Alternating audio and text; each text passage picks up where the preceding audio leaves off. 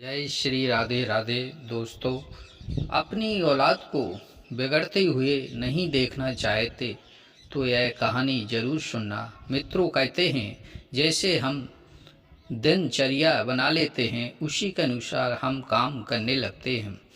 गुण हो या अवगुण, उन्हें जैसा हम अपने आचरण में शामिल कर लेते हैं वैसा ही हमारा आचरण बन जाता है और हमारे आचरण से दूसरे लोग प्रभावित होकर वैसी ही प्रतिक्रिया या व्यवहार करने लगते हैं।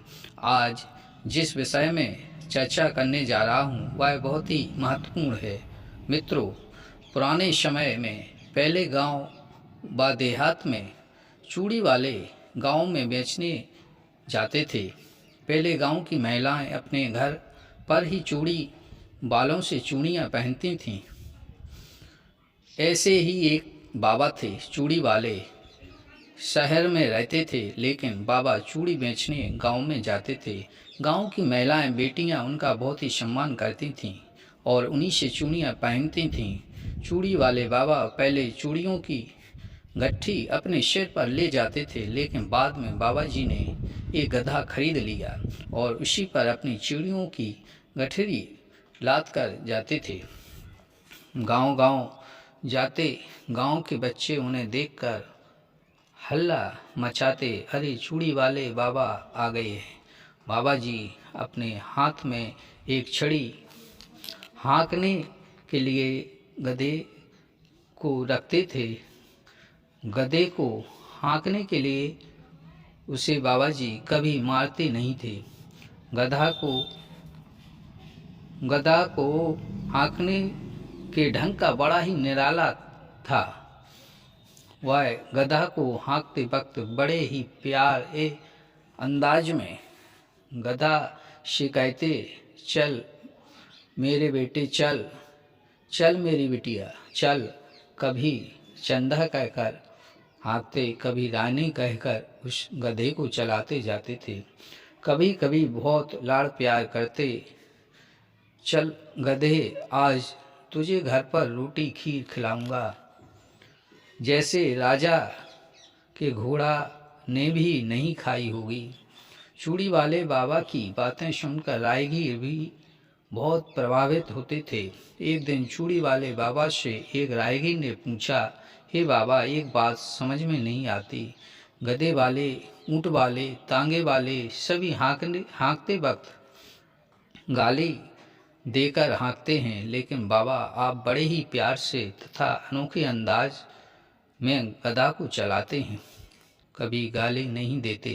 बाबा जी ने कहा, बेटा मेरा काम है चूड़ियाँ पहनाना, मैं महिलाओं के बीच रहकर यह काम करता हूँ।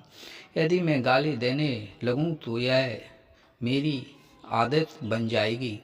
सभी जानते हैं व्यक्ति की जैसी आदत बन जाए वह वैसा बोलने लगता है। यदि मैं महिलाओं के बीच गाली देने लगा तो हमारा धंधा कैसे चलेगा। सभी बहू बेटियां हमारा सम्मान करती हैं।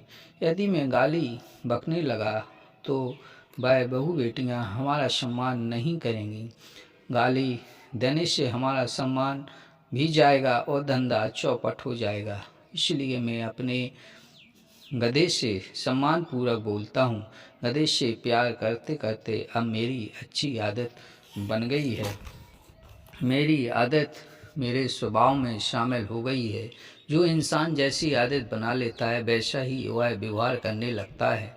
शराब पीने वाले की आदत शराब पीने जैसी हो जाती है। शराब की तड़प इंसान को शराब पिला देती है, वही तड़प उसको दुकान तक लेकर जाती है, वह उसकी आदत बन जाती है। तभी तो कहते हैं हमें बचपन से ही अच्छे कामों को, अच्छे खाने को, अच्छी बातों को तरजीह देना चाहिए, जिससे वह हमारी आदत बन जाए।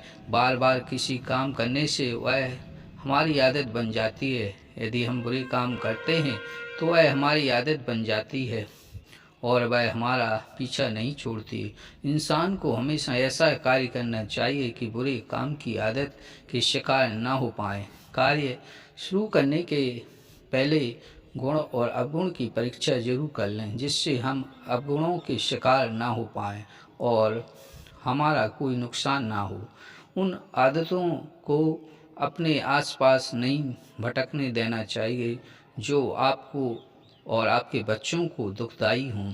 छोटे छोटे बच्चे बड़ों का अनुसरण करते हैं, जिससे छोटी छोटी आदतें उनमें पहुंच जाती हैं। आप जैसा करेंगे बच्चे भी वैसा करने लगते हैं।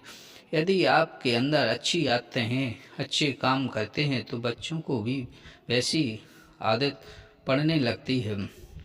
जिस प्रकार से एक नाव चलाने वाला केवट के बच्चे कभी नाव देखकर ही चलाते हैं, वह केवट की नाव को देखकर उनकी आदत बन जाती है, उसी के अनुरूप वह नाव चलाने लगती हैं। संस्कारवान बच्चे ही देश और परिवार का विकास कर सकते हैं। जो हमेशा खुशहाल रहते हैं वह कभी परेशान नहीं होते हैं। मित्रों, अच्छे कामों को जानो, अच्छी और बुरी बातें जानो, अच्छे और बुरे कामों को घर में ना लाएं, जिससे आपके बच्चे एक संस्कारवान बच्चे बन सकें। जय श्री राधे राधे।